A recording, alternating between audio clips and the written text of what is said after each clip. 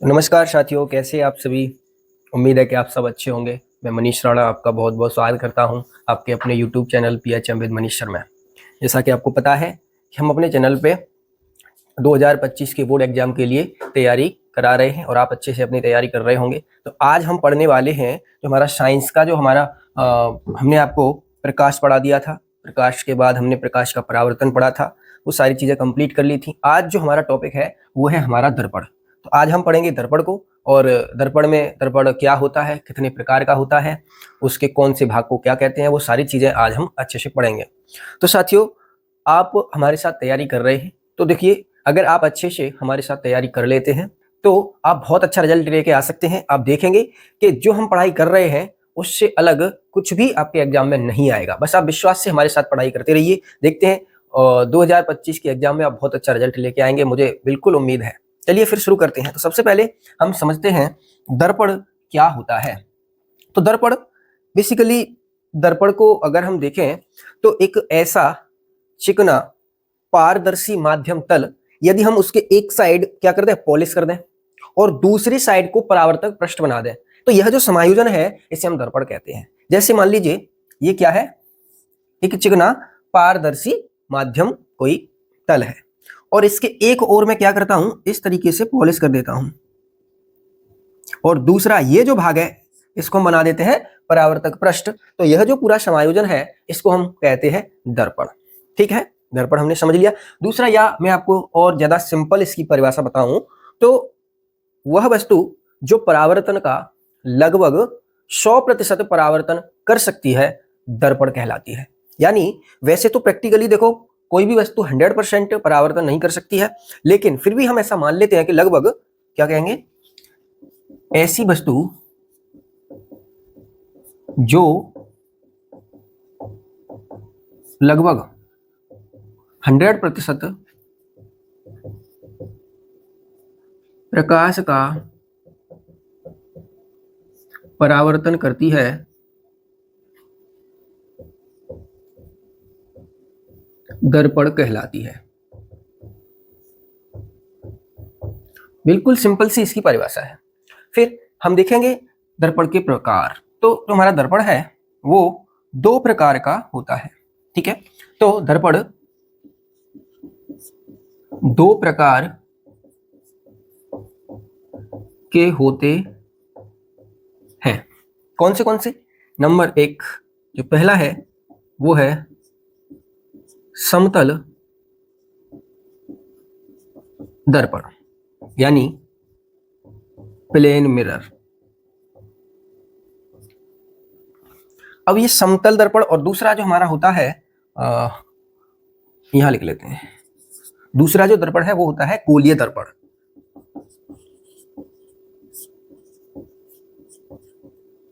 Spherical mirror.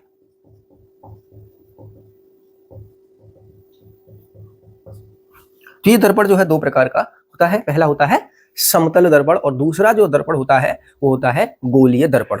देखिए, एक चीज को और आप ध्यान से समझ लें कि जब भी मैं कोई टॉपिक लिखता हूं साइंस का, वहां पर आपको उसकी इंग्लिश मीनिंग को जरूर जानना है।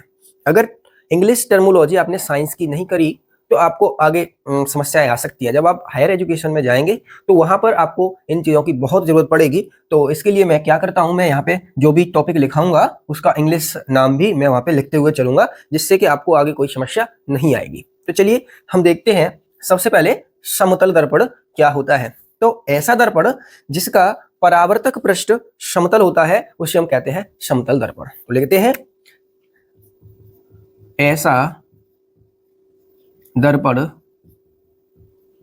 जिसका परावर्तक पृष्ठ समतल होता है समतल दर्पण कहलाता है।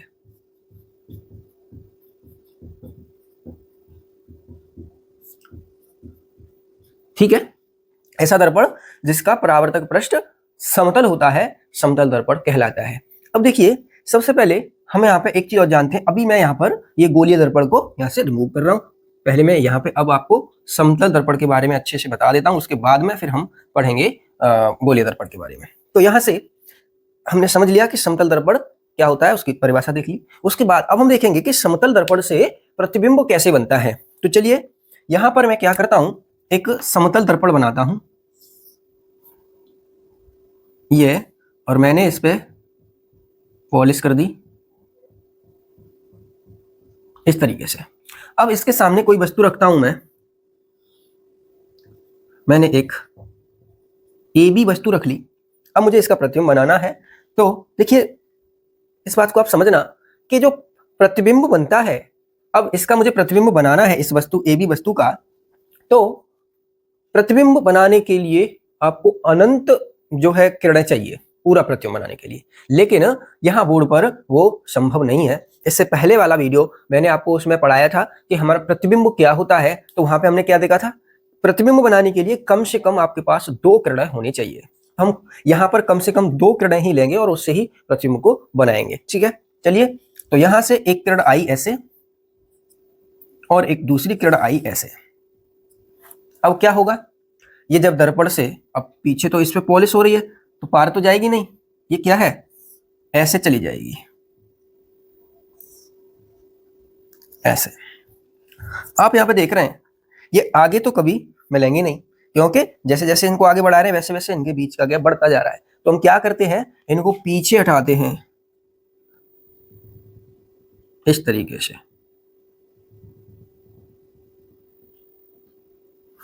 तो यहां पर जो ये दोनों किरणें काटती हैं और यहां पर ही इनका प्रतिबिंब बनता है। तो देखिए ये ए बी है तो ये बन जाएगा ए डैश बी डैश प्रतिबिंब।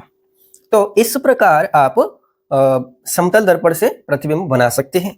अब ध्यान से समझना इसकी विशेषता क्या है, जो हमारा समतल दर्पण से प्रतिबिंब बना है इसकी क्या क्या विशेषताएं हैं, तो या गुण भी कह सकते हैं हम, समतल दर्पण से प्रतिबिंब के गुण। तो मैंने यहाँ पे केवल गुण लिख दिया है। तो पहला जो हमारा गुण है वो क्या है, पहला गुण देखिए, कोई भी वस्तु समतल दर्पण के सामने जितनी दूरी पर रखी होगी उतनी ही दूरी पर दर्पण के पीछे प्रतिबिंब बनेगा। देखिए यहां पर ऐसा हो सकता है आपको यहाँ गैप कम दिख रहा है, यहाँ पे गैप ज्यादा दिख रहा है, लेकिन प्रैक्टिकली जब आप इसको बनाएंगे तो ये बिल्कुल समान दूरी पर ही बनेगा। तो यहाँ पहला नियम, पहला जो गुण है वो क्या है कि कोई वस्तु समतल दर्पण के सामने जितनी दूरी पर रखी होती है उसका प्रतिबिंब दर्पण के पीछे उतनी ही दूरी पर बनता है। यानी जितनी दूरी पर कोई वस्तु दर्पण के सामने रखी होगी उतनी ही दूरी पर उसका प्रतिबिंब बनेगा। ऐसा करते हैं, मैं इसको थोड़ा सा पीछे और बना देता हूँ, ये गैप मुझे ज्यादा लग रहा है, ये गैप मुझे कम लग रहा है, तो मैं इसको थोड़ा सा बना देता हूं तो ठीक रहेगा।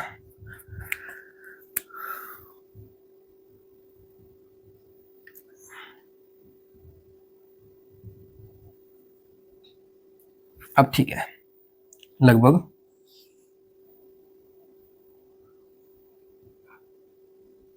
इस तरीके से ए डैश बी डैश, सॉरी ये ऐसे बनेगा ए डैश बी डैश ऐसे, ठीक है, लगभग अब हो गया सही। इसको और आगे कर देते हैं, इसका बड़ा थोड़ा सा प्रैक्टिस करना होता है और तब ये आप आसानी से इसको बना सकते हैं।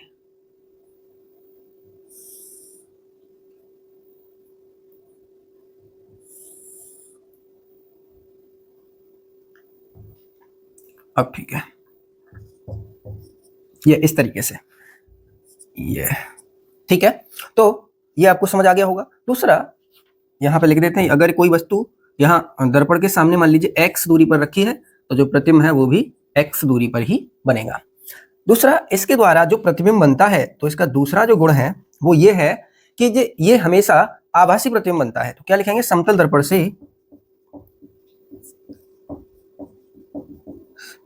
से बना प्रतिबिंब कैसा होता है?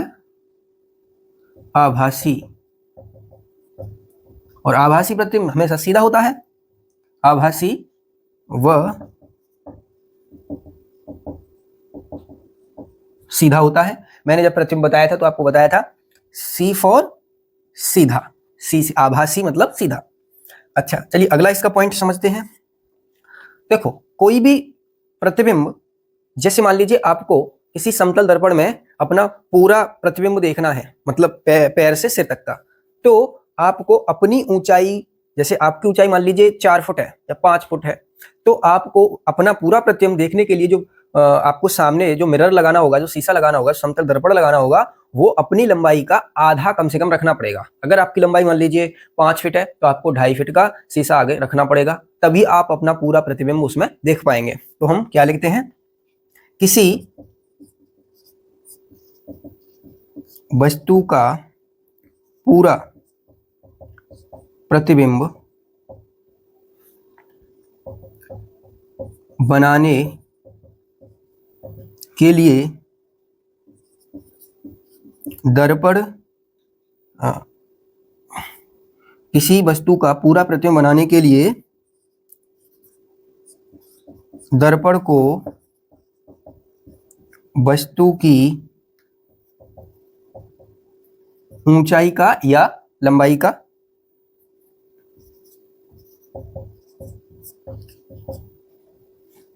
का आधा रखना होगा। मतलब अगर कोई वस्तु है उसकी हाइट मान लीजिए h है, तो आपको जो वस्तु जो प्रतिबिंब है उसकी हाइट को कितना लेना पड़ेगा? h/2, उसकी हाइट का आधा लेना पड़ेगा। ये इसका एक गुण है। ठीक है, अगला ठीक है, ये भी हो गया। समतल दर्पण से बना प्रतिबिंब आभासी होता है, सीधे होता है, वो पीछे बनता है। ठीक है, और वस्तु के समान आकार का बनता है, मतलब जितनी ऊंचाई वस्तु की होगी उतना ही प्रतिबिंब बनेगा। ठीक है, अगला और भी देख लेते हैं। अगर हम ऐसा करते हैं, यदि हमने ऐसा किया कि इस जो हमारी वस्तु है यह प्रतिबिंब की ओर v वेग से यदि गति करती है, तो प्रतिबिंब भी वस्तु की ओर v वेग से ही गति करेगा। तो यहां पे मैं लिख देता हूं चौथा पॉइंट, यदि वस्तु प्रतिबिंब की ओर v वेग से गति करती है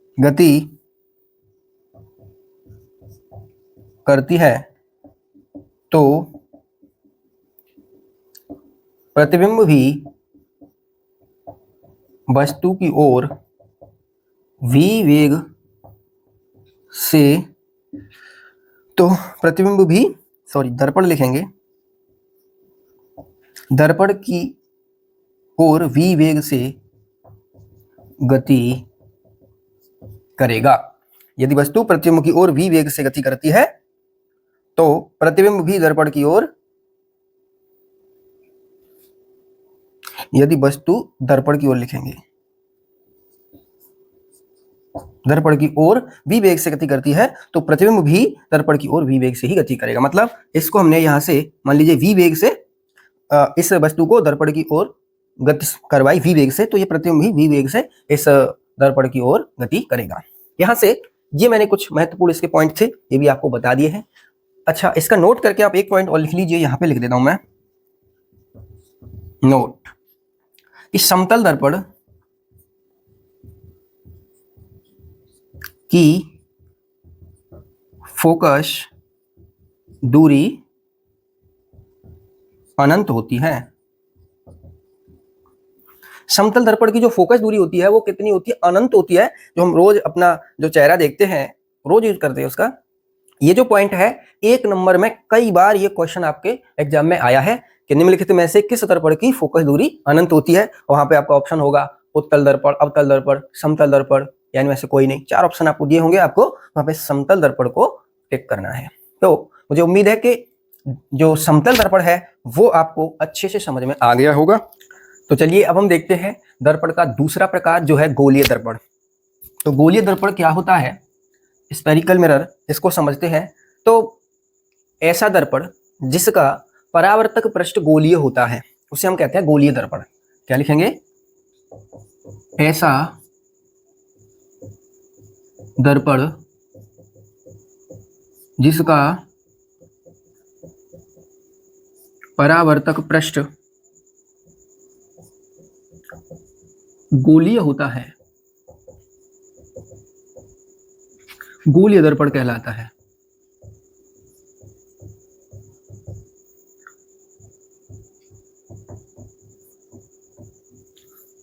तो ऐसा दर्पण जिसका परावर्तक पृष्ठ कैसा होता है? गोलीय होता है। इस प्रकार से ये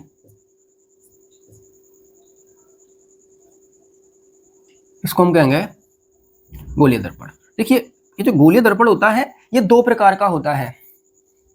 तो यहां लिखते हैं, बड़ा बनाते हैं, थोड़ा यहां बनाते हैं।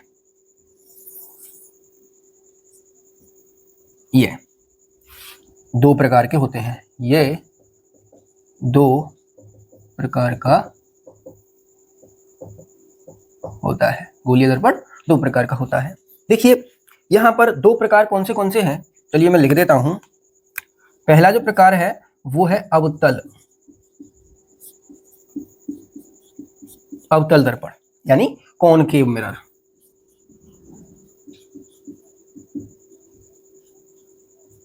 और जो दूसरा है वो है उत्तल दर्पण, यानी कॉन्वेक्स मिरर। ठीक है, अब किसको हम उत्तल दर्पण कहेंगे, किसको अवतल दर्पण कहेंगे, वो हम समझते हैं।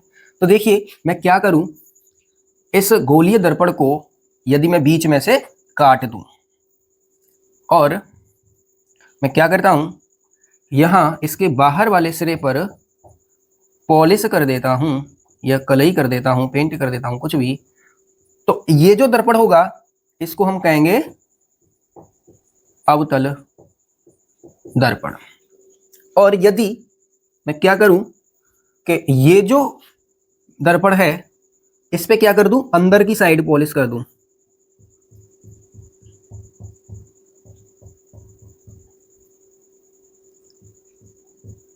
तो यह बोला जाएगा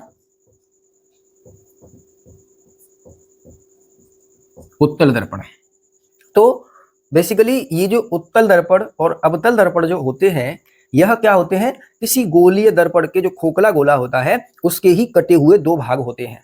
इसको आप समझना, जैसे हमने ये पूरा गोला बनाया था, तो मान लीजिए गोले का ये केंद्र था, तो यह जो केंद्र है वह इन दोनों दर्पणों का, चलिए मैं इसको थोड़ा छोटा बना देता हूं, मान लीजिए ये यहां से यहां तक, और ये इसको बना देता हूं, थोड़ा अलग अलग दिखेगा। ठीक है, मान लीजिए ये जिस गोले के ये भाग हैं उस गोले का जो केंद्र होगा उसको ही हम क्या कह देते हैं, इन दर्पणों का वक्रता केंद्र कह देते हैं, जैसे हम सी से व्यक्त करते हैं। तो ये क्या हो जाएगा, ये सी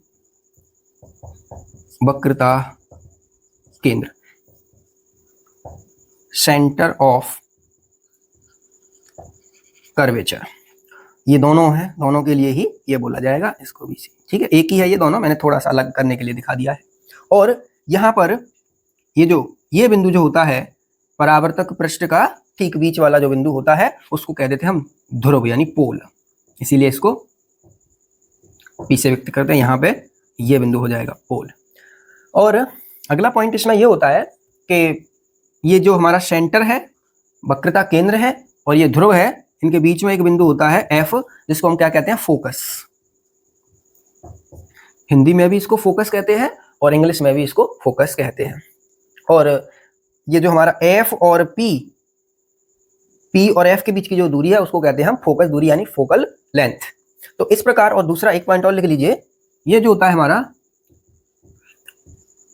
यहां लिख देता हूं, यहां लिखा देता हूं, ये M1 M2 इसको कहते हैं हम दर्पण का द्वारक, यानी अपेर्चर बोलते हैं इसको। इंग्लिश नाम भी जानना हमको जरूरी है। तो इस प्रकार हमने ये अच्छे से देख लिया है कि हमारा समतल दर्पण क्या होता है और उसके प्रतिबिंब कैसे बनाते हैं, उसके प्रतिबिंब के क्या क्या गुण होते हैं। उसके बाद में हमने देख लिया कि जो गोलीय दर्पण होता है वो किसे कहते हैं और वो कितने प्रकार का होता है। और उसके दो प्रकार हैं जिसमें हमने देखा गोलीय दर्पण के दो प्रकारों में, पहला देखा हमने अवतल दर्पण और दूसरा देखा हमने उत्तल दर्पण।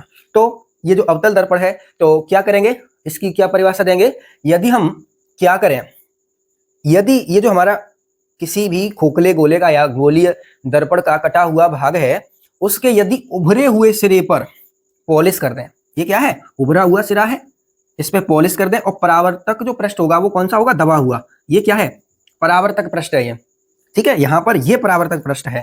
तो अगर किसी खोखले गोले के कटे हुए भाग के उभरे हुए सिरे पर पॉलिश कर दी जाए और क्या है, जो दबा हुआ सिरा है वो परावर्तक पृष्ठ हो, तो यह जो समायोजन क्या कहलाता है, अवतल दर्पण कहलाता है। और गोलीय दर्पण के कटे हुए भाग के दबे हुए सिरे पर यदि हम पॉलिश कर दें तो यह जो समायोजन है ये आपका कहलाएगा उत्तल दर्पण यानी कॉन्वेक्स मिरर। तो इस प्रकार आप आसानी से दर्पण को समझ सकते हैं।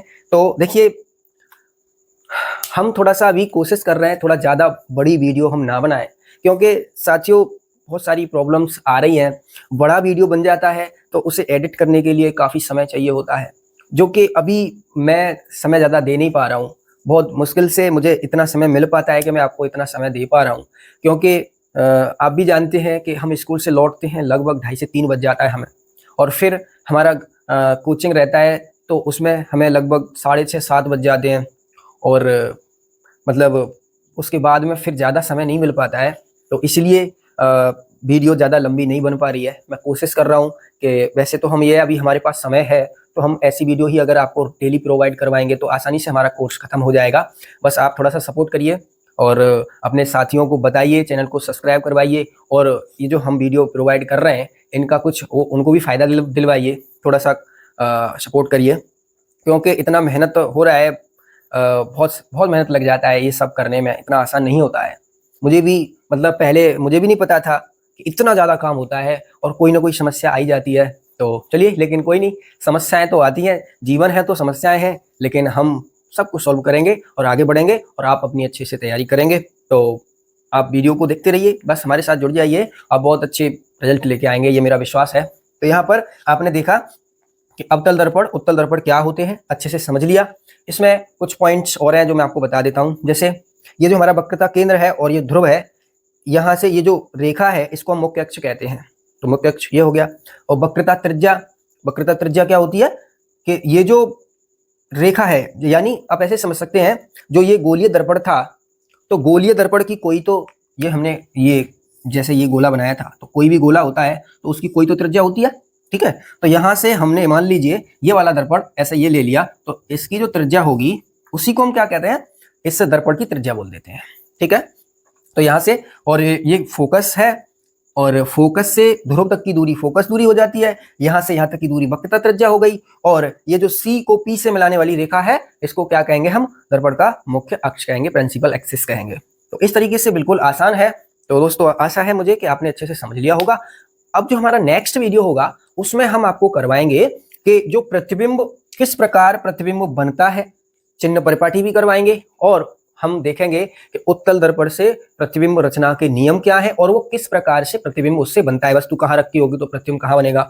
और वहां से आप देखेंगे कि हर बार लगभग एक क्वेश्चन पूछा जाता है, अवतल दर्पण से अलग अलग स्थितियों पर अवतल दर्पण के सामने वस्तु रखी जाती है जिससे प्रतिबिंब अलग अलग बनता है, कभी बड़ा, कभी छोटा, कभी आभासी, कभी वास्तविक। तो जैसे भी 6 कंडीशन होती हैं, जब अलग अलग कंडीशन में हम वस्तु को अवतल दर्पण के सामने रखते हैं और प्रतिबिंब प्राप्त होता है, तो उसको हम बहुत बारीकी से पढ़ेंगे, जिसमें एक कंडीशन आपके पेपर में आने की पॉसिबिलिटी बहुत रहती है। तो चलिए फिर मिलते हैं नेक्स्ट वीडियो में। वीडियो पूरा देखने के लिए धन्यवाद। जय हिंद, वंदे मातरम।